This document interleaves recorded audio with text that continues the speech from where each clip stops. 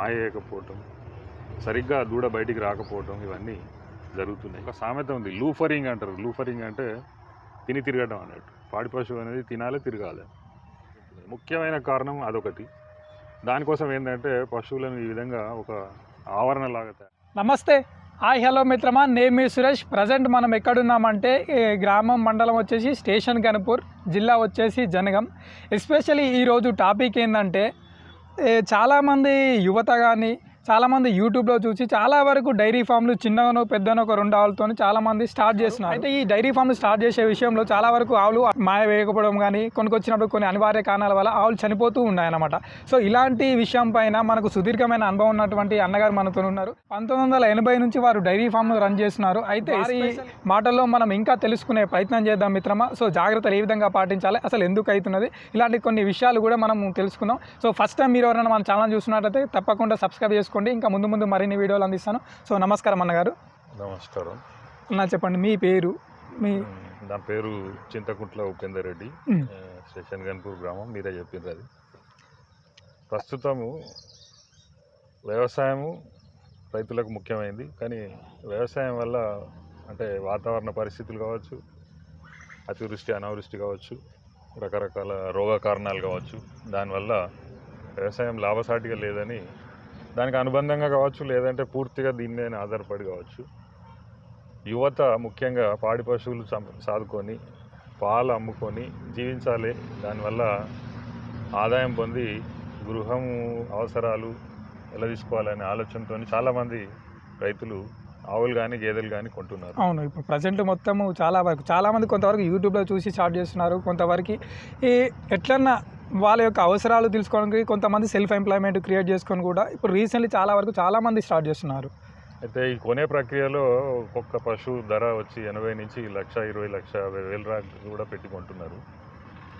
మరి అంత ఖరీదైన పశువు కొన్నప్పుడు దాని నుంచి 1 సంవత్సరం 2 సంవత్సరాలలో అంతే లాభం తీసుకోవాలంటే పాపం అనుభవం లేక కొన్ని వాతావరణ పరిస్థితులు కావచ్చు, కొంత వైద్య సదుపాయం అందుబాటులో లేక కావచ్చు, రైతులు చాలా మటుకు నష్టాలకు గురి అవుతున్నారు.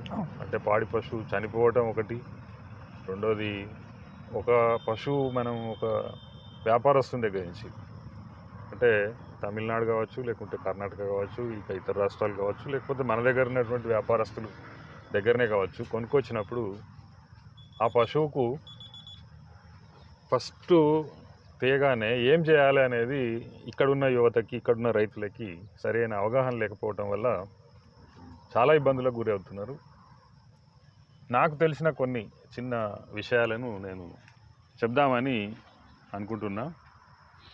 అయితే ప్రస్తుతం పశువును కొనుక్కొస్తారు, ఒక మంచి ఆవు కానీ మంచి గేదెను కానీ సెలెక్షన్ చేసుకుంటారు, లేకపోతే తనకు తెలిసిన వాళ్ళని తీసుకెళ్ళి సెలెక్షన్ చేసుకుంటారు. తీసుకొని తన ప్రాంతానికి, తన షెడ్లోకి, తన పొలంలోకి తెచ్చుకున్న తర్వాత ముఖ్యంగా వాళ్ళు చేయాల్సింది ఏంటంటే కొనేప్పుడే అక్కడ వాళ్ళు ఏం తిండి పెడుతున్నారు, ఏ విధంగా వాళ్ళు పశువును సాకుతున్నారు అనే దాని మీద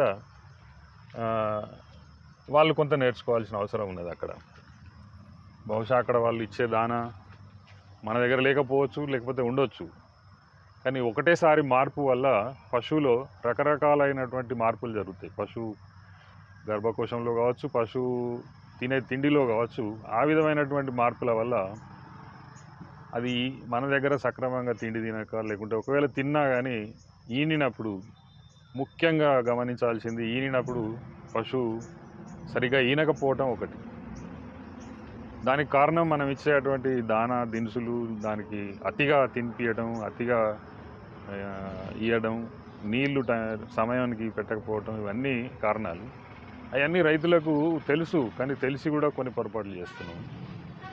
ఒక పశువు రోజులో, అంటే ఆవు అయినా గేదె అయినా, ఒక 10 లీటర్లు ఇచ్చే పశువు దాదాపు 100 లీటర్ల నీళ్ళు అవసరం పడుతాయి. మరి 100 లీటర్ల నీళ్లు 2 సార్లు తాగుతాయా, 3 సార్లు తాగుతాయా అంటే తాగవు.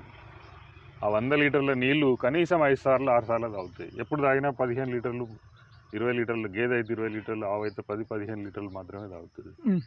కాబట్టి మనం ఎన్నిసార్లు నీళ్లు పెట్టే అవకాశం కల్పించడం లేదు, రైతుకు కూడా తెలియట్లేదు. దానివల్ల కూడా పశువు దెబ్బతింటున్నది. ముఖ్యమైన కారణం అదొకటి. దానికోసం ఏంటంటే పశువులను ఈ విధంగా ఒక ఆవరణలాగా తయారు చేసుకొని సూడి పశువు అయితే దాంట్లో వదిలేయటం మంచి శ్రేయస్కరం. ఊరికే కట్టేయటం వల్ల కూడా దానికి సరైన ఎక్సర్సైజ్ లేకపోవటం వల్ల అప్పుడు సంభవించే పలు కారణాలతోని మాయకపోవటం, సరిగ్గా దూడ బయటికి రాకపోవటం ఇవన్నీ జరుగుతున్నాయి. దీనివల్ల చాలామంది యువకులు, చాలామంది రైతులు కొనుక్కొచ్చిన పశువులు నష్టపోతున్నారు. దానికి మొట్టమొదటి పశువుని కొనుక్కొచ్చిన తర్వాత చేయాల్సిన పని ఏంటంటే ఈనేంత మటుకు కూడా ఫ్రీగా దాన్ని వదిలిపెట్టడం. ఓపెన్ గ్రేజింగ్లో కానీ బయట మేసినంతసేపు మేసినాక ఒక చిన్న గదిలాగా, అంటే ఒక పశువుకు దాదాపు ఒక 100-150 గజాల జాగా, చెట్ల నీడ అవసరం. అందుబాటులో నీళ్లు ఎప్పుడు ఒక గోళం నిండా చల్లటి నీళ్లు నింపి పెట్టేది ఉంటే దాని ఇష్టమైనప్పుడు మాత్రం పోయి తాగి దాని ఇష్టమైనప్పుడు మేత తిని పడుకునేటువంటి ఏర్పాటు చేయాలని నేను చెప్తున్నాను. దానివల్ల పశువులు చాలా ఆరోగ్యంగా ఉంటాయి.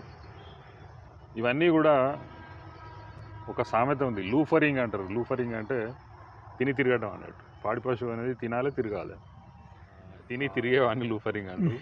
ఆ విధంగా మనం కూడా దాన్ని తిని తిరిగేటట్టు ఏర్పాటు చేయాలి. ఎప్పుడు నీళ్ళు అందుబాటులో ఉంటే దాని ఇష్టం ఉన్నప్పుడు 10-15 లీటర్ల నీళ్ళు తాగుతుంది.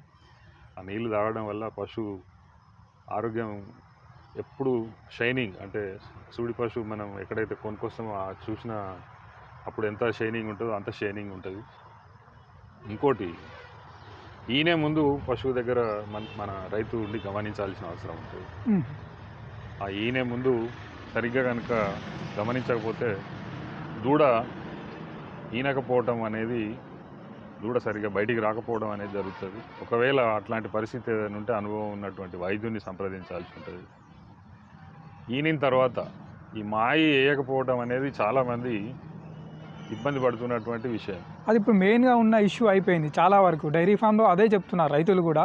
సో ఈనినప్పుడు కొంచెం సుడితో తీసుకొచ్చిన తర్వాత ఒక వారం తర్వాత ఈనినప్పుడు మాయ పడట్లేదు, కొంచెం ఇక ఇబ్బందికరమైన పరిస్థితులు ఏర్పడి ఆవు చనిపోతున్నాయి కొన్ని.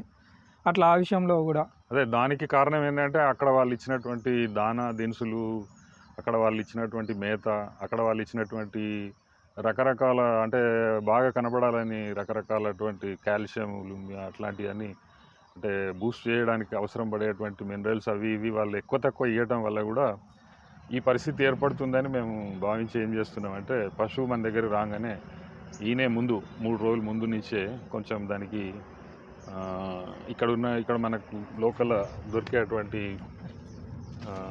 కీటోన్ బాడీస్ని నార్మల్ చేసేటువంటి మందులు, అంటే ఈ కాల్షియం, అంటే ఓరల్ కాల్షియం కాకుండా మామూలుగా జెల్ కాల్షియమ్స్ దొరుకుతాయి. ఒక 3 రోజుల ముందు నుంచే ఆ జెల్ కాల్షియం తాగిపియటం.